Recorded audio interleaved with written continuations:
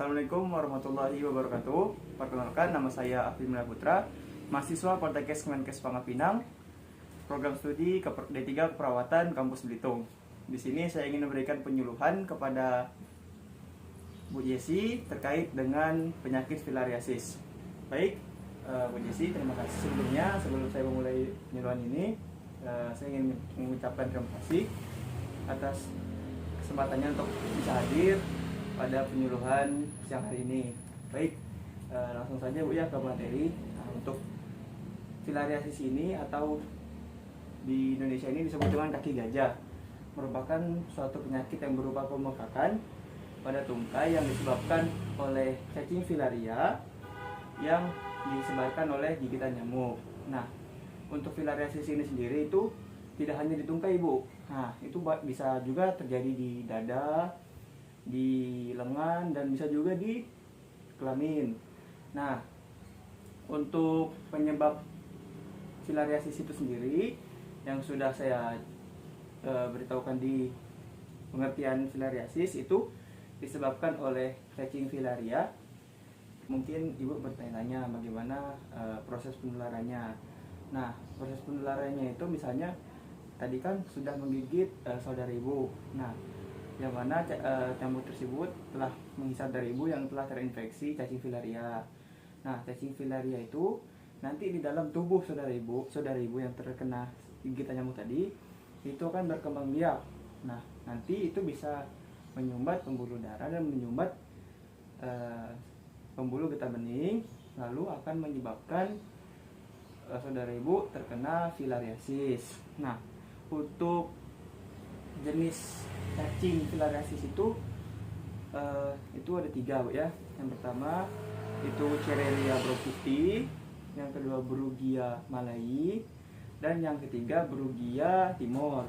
Nah, untuk vektor atau penyebar penyakit tersebut, yakni dalam hal ini nyamuk, nah itu banyak yang bisa menularkan malaria ini menularkan filariasis maksudnya.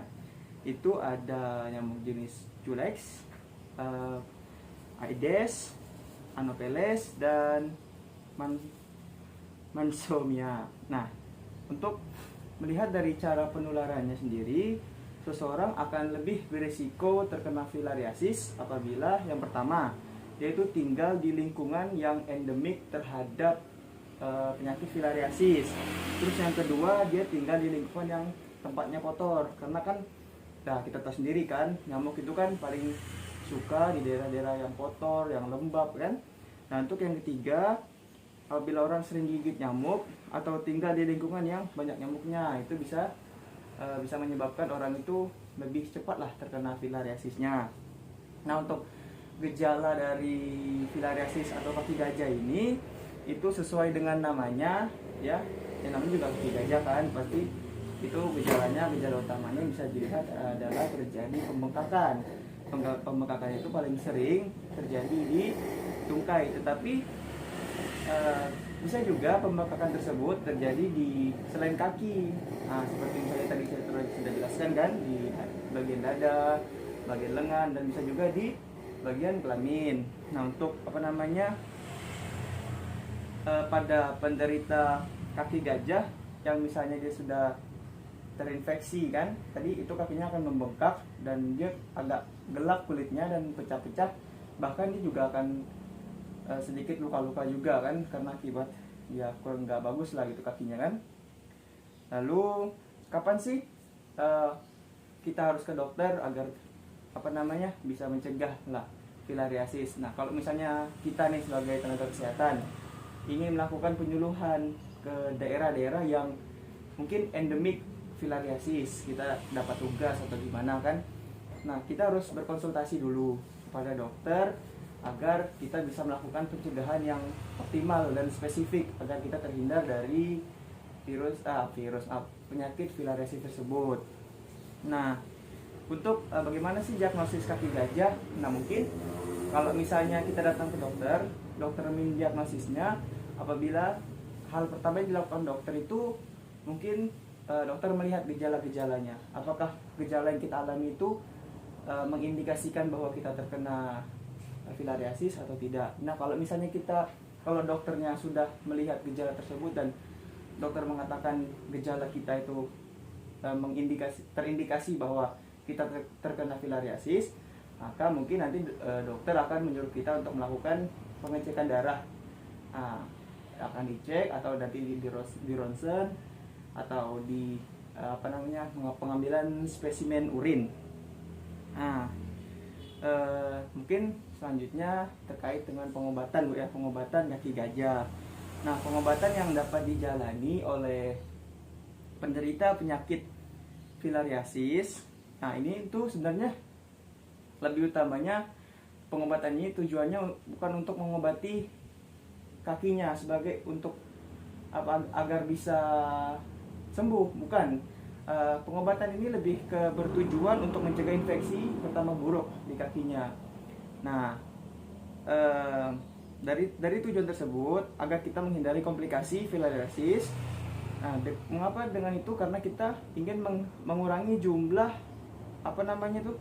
parasit yang ada di tubuh. Nah, mungkin nanti pasien tersebut akan diberikan obat seperti namanya itu ivermectin dan dietilkarbamazin. Nah, setelah diberikan obat tersebut, mungkin cacing-cacing yang penyebab kaki gajah itu akan mati sehingga pembengkakan kelenjar getah bening mungkin mereda dan aliran getah bening tersebut bisa kembali lancar. Nah, bila mana filariasis tersebut sudah membengkak dan menimbulkan pembengkakan yang sangat besar itu di kaki, itu tidak akan bisa kembali semula Ibu, karena mungkin itu karena kondisinya sudah kronis kan, jadi susah untuk kembali kepada keadaan sebelumnya.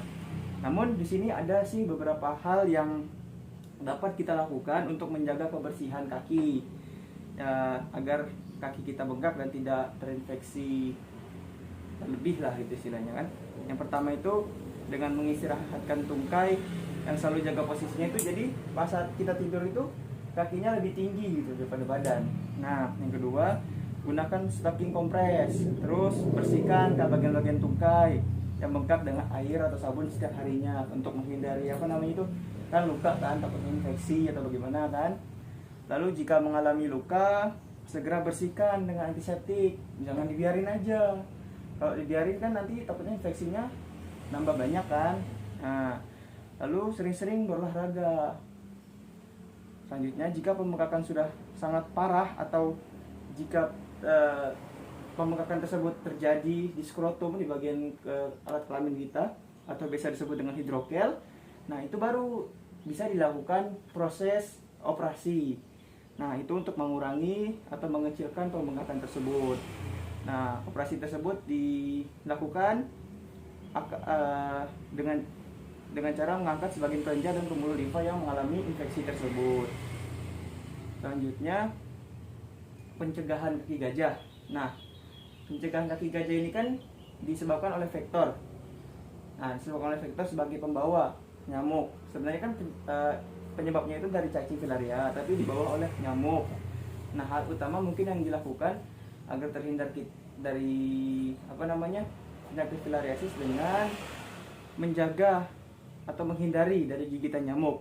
Hal ini sangat penting dilakukan, terutama misalnya kita tinggal di daerah endemik. Nah, itu kita harus menjauhi dari gigitan nyamuk, menjaga diri sendiri, memprotek diri lah. Dengan langkah-langkahnya seperti apa? Nah, langkah-langkahnya itu bisa dilakukan seperti mengenakan baju dan celana panjang, mengoleskan lotion anti nyamuk dan tidur dalam kelambu, serta membersihkan genangan air yang ada di sekitar rumah kita. Selain itu Bu ya, penyebaran kaki gajah ini juga bisa kita hentikan dengan cara mengikuti program pemerintah, yakni dengan pemberian obat pencegahan massal atau disingkat POPM. Nah, program ini Bu sudah dilakukan di beberapa daerah di Indonesia, yakni Papua Barat, Jawa Barat, Nusa Tenggara Timur, Nanguraci Darussalam, dan Sulawesi Tenggara. Nah, mungkin segitu Bu penyuluhan yang saya lakukan terkait penyakit filariasis. Sebelumnya Apakah penjelasannya sudah agak jelas? Sudah. Sudah jelas ya. Ada pertanyaan Bu? Tidak. Oh tidak, kalau tidak mungkin terima kasih Bu atas waktunya yang sudah bisa hadir dalam penyuluhan ini. Saya mohon maaf kalau ada kata-kata yang saya ada yang salah. Wabillahi taufiq wal hidayah. Wassalamualaikum warahmatullahi wabarakatuh. Mungkin segitu saja penyuluhan yang saya lakukan terkait dengan penyakit filariasis. Kurang lebihnya saya mohon maaf. Wabillahi taufiq wal hidayah. Wassalamualaikum warahmatullahi wabarakatuh. Dan salam sehat.